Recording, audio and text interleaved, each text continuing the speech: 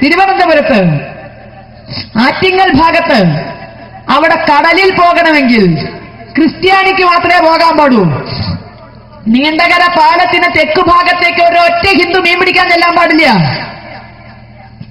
നീണ്ടകര പാലത്തിന് തെക്കു ഭാഗത്തേക്ക് ഒരൊറ്റ ഹിന്ദു മീൻ പിടിക്കാൻ ചെന്നാൽ സംശയം ഉണ്ടെങ്കിൽ നിങ്ങൾ ചെന്നോളി. പാലക്കാട്ടിൽക്കും അങ്ങനെ മീൻ പിടിച്ച് ശീലമുണ്ടാവില്ല, കാരണം നമ്മൾ കടൽ കാണാത്തവരല്ലേ.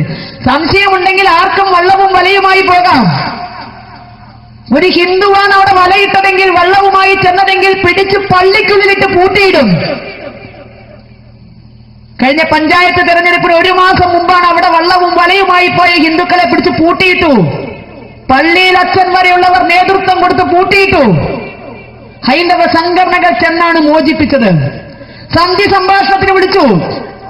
ഒരു ചെറിയ മുറിയിൽ 4-5 കസേര, രമേശ് ചെന്നിത്തല, ഉമ്മൻചാണ്ടി ഇവരൊരു ഭാഗത്ത്, ചർച്ചയ്ക്ക് വരുന്നവർക്ക് ഇരിക്കാൻ 5 കസേര മുന്നിൽ നിരത്തി 5 പള്ളിയിലച്ചന്മാർ അവിടെ ചെന്ന് നിന്നു.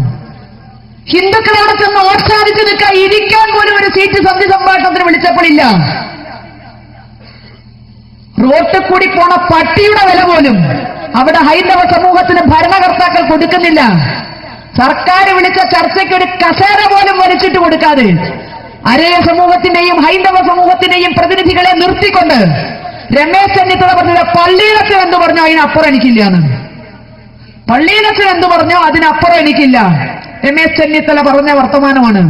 ഇന്നും നീണ്ടകര പാലത്തിന് വടക്കു ഭാഗത്തല്ലാതെ നീണ്ടകര പാലത്തിന് തെക്കു ഭാഗത്ത് വലയിടാൻ ഹിന്ദുവിന് അധികാരമില്ല. കാസർഗോട്ട് അത് പ്രാദേശിക വികാരമല്ല. കാസർഗോട്ട് നിന്ന് ക്രിസ്ത്യാനിക്ക് അവിടെ പോയി വലയിടാൻ കുഴപ്പമില്ല. പക്ഷെ നീണ്ടകര പാലത്തിന്റെ വടക്കേ ഭാഗത്തുനിന്ന് തെക്ക് ഭാഗത്തൊന്നും വലയിടാൻ പാടില്ല. വലയിടണമെങ്കിൽ അവൻ മാമോദീസ മുങ്ങണം. ഈ അസഹിഷ്ണുത ഇവിടുത്തെ രാഷ്ട്രീയക്കാരെ കണ്ടിട്ടുണ്ടോ? അറിഞ്ഞിട്ടുണ്ടോ? ഏതെങ്കിലും വിധത്തിൽ പ്രതികരിച്ചിട്ടുണ്ടോ? ഹൈന്ദവ സംഘടനകൾക്കല്ലാതെ മറ്റാർക്ക് ഈ വിഷയമുണ്ട്? അപ്പൊ കടലിനും മതം. പൊന്നാനി മുസ്ലിമിന്റെയാണ്,